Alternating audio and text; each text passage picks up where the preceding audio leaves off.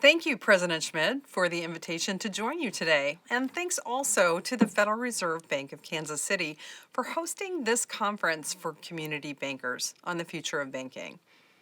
While I'm not able to join you in person today, I appreciate being able to join you virtually. So thank you for allowing me that opportunity. As many of you know, this is my hometown Reserve Bank. Visiting the KC Fed is a little bit of a homecoming for me. It's where I began my banking career at my family's rural community bank and where I learned the lessons as a banker and as a state bank commissioner that continue to shape my perspective as a governor and now as the vice chair for supervision. Personal connections in the community create deep local knowledge, enabling lending decisions based not solely on credit scores, but on relationships, history, and character, elements that no algorithm can replicate. While my regulatory perspective has broadened over the years, the fundamental lessons from community banking, relationship focus, community stewardship, and practical risk management remain central to how I approach supervision and regulation. They also fundamentally inform how I think about tailoring. 639 community banks call the 10th district home. Not only does it have the second largest geographic area under Fed supervision, but more than half of the district's banks are headquartered in rural areas. Its area is significant, and it's a microcosm for understanding the future of community banking across America. In this district, banks serve distant rural communities alongside concentrated urban centers. They navigate commodity price volatility that can transform local economies in a single growing season. They compete against financial institutions that are well-funded but have no physical branches. Yet these community banks are remarkably resilient. They have developed specialized lending expertise that larger institutions simply cannot replicate. They create deep customer relationships that transcend transactional banking. Many have partnered strategically with fintechs rather than viewing them solely as competitors and have continued to profitably serve communities providing essential financial services. The business model works when it is executed with skill and commitment. Innovations created in this district often become standard practice nationwide. Many agricultural banks created mobile banking solutions to serve their customers, many of whom are farmers, that are spread across large geographic areas, making accessing brick-and-mortar locations significantly challenging while tending to their day-to-day operations.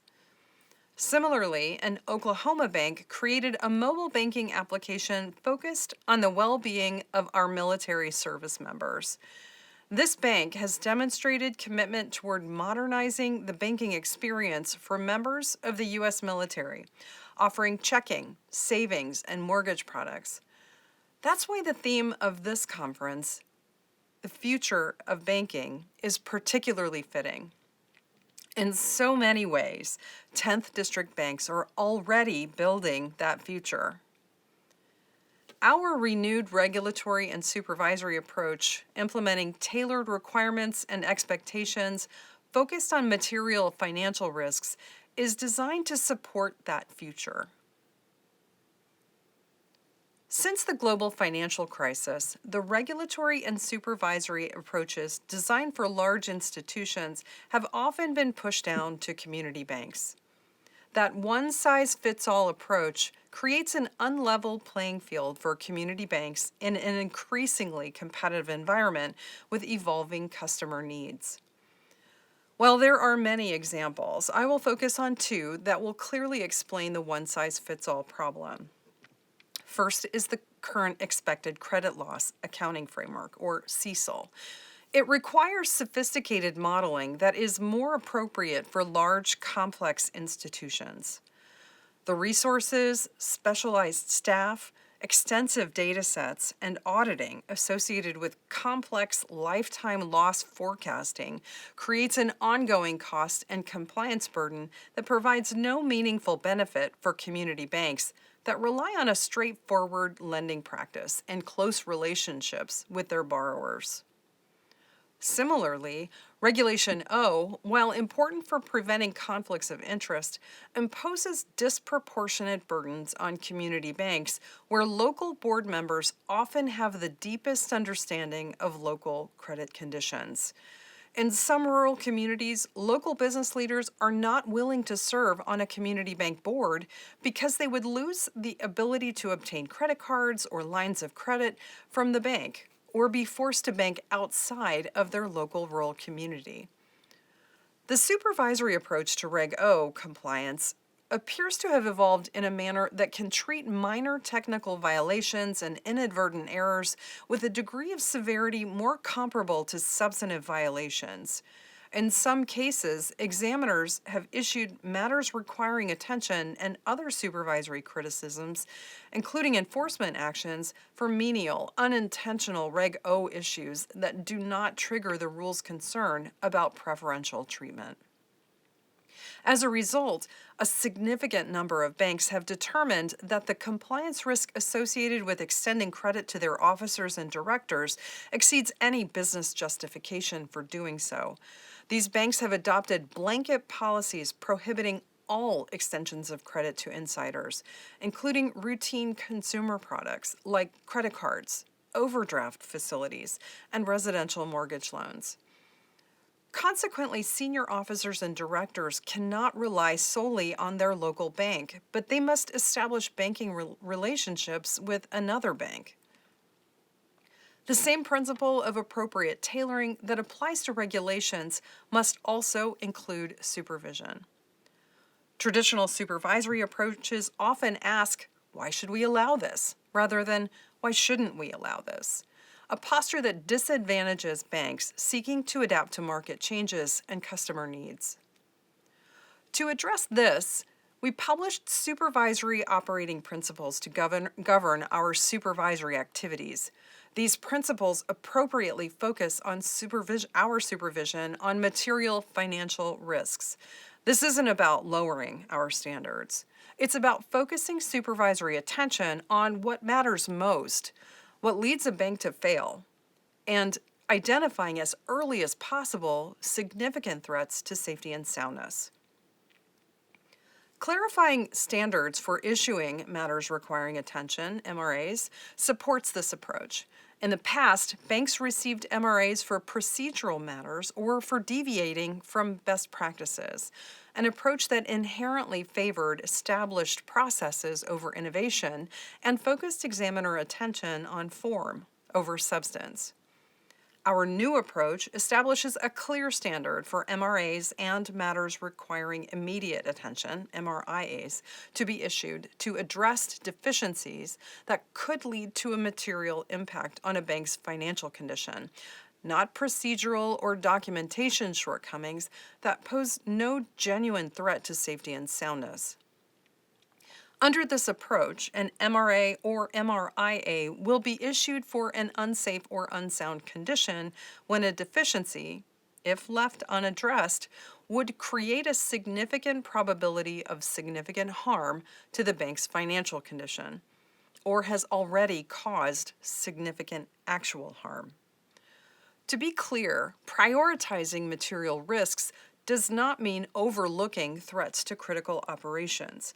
Cybersecurity and operational resilience remain essential supervisory concerns, and banks must maintain robust defenses against these evolving threats. Preserving safety and soundness remains a priority. But our framework should distinguish between material risks that genuinely threaten bank safety and soundness and procedural variations that are effective but that simply differ from convention or supervisory expectations.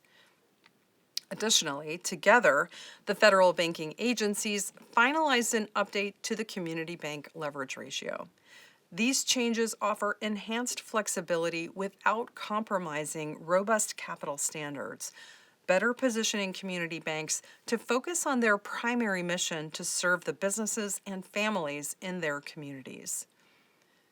An effective regulatory framework should enable well-managed institutions to grow, reach underserved markets, and adapt to changing conditions, all while preserving the safety and soundness that protects depositors and maintains public confidence in our banking system. But turning to emerging challenges like artificial intelligence, custody of digital assets, and evolving payment systems, the Fed's role is to understand and encourage risk management of the use of these technologies.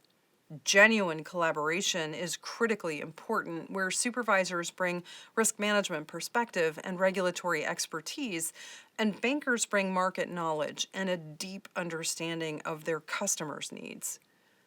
This conference and events like it are essential to this process. They enable us to hear directly from you, understand the realities that you face, and adjust our approach accordingly. In closing, the future of community banking relies on each of the banks participating in this conference.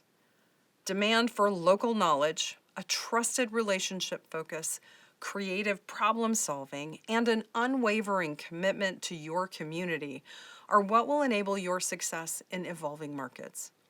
Regulatory frameworks that support rather than constrain your efforts are also required. The past 15 years have demanded your remarkable resilience and adaptability. Thank you for thriving in the face of adversity.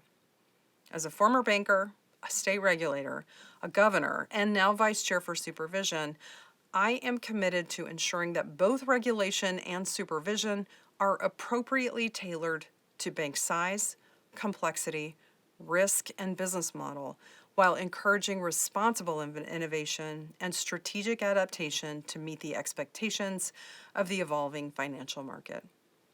President Schmid, thank you for hosting this event and for your leadership of the 10th District. I look forward to seeing you again in person soon.